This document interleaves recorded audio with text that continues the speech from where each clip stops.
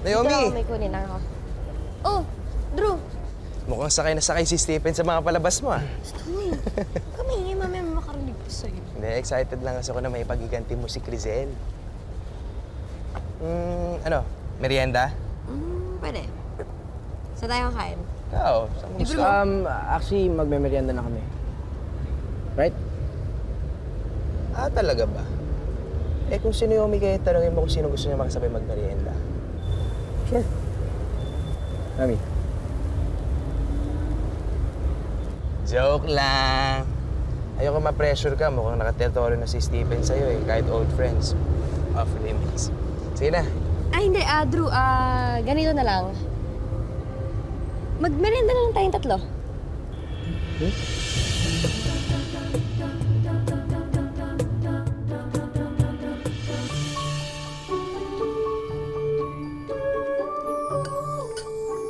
Ang sarap talaga ng mga pagkain dito sa cafeteria, no?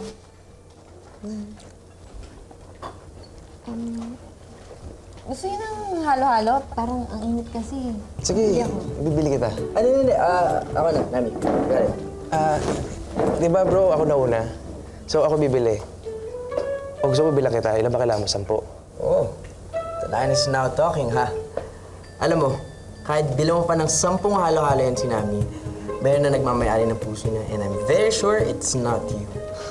So siguradong sigurado ka na nakuha mo na puso niya. Ibahin mo si Naomi, bro. You really think she will let herself be easily stung by a scorpion like you?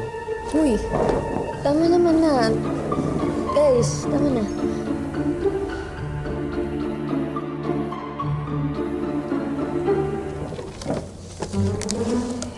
Stephen.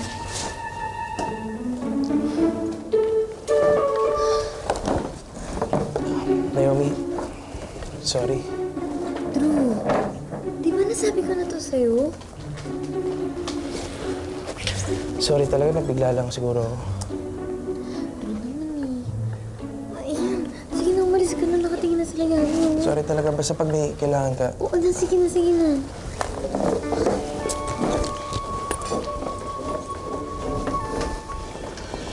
Naomi, ano sa? Alam ba ni Drew yung tungkol sa mission? Naomi naman. Alam mo namang delikado. Kulang na lang sabihin ni Drew kay Stephen na hindi totoo ang lahat ng to. Kinailangan kong sabihin, okay? Ilang beses ko nasaktan yung kaibigan ko na yun. At dahil dyan nag-walkout si Stephen, eh paano kung tuloy siya mawala ng gana sa'yo? Oh my gosh, edi it's gonna be epic, super, super epic fail.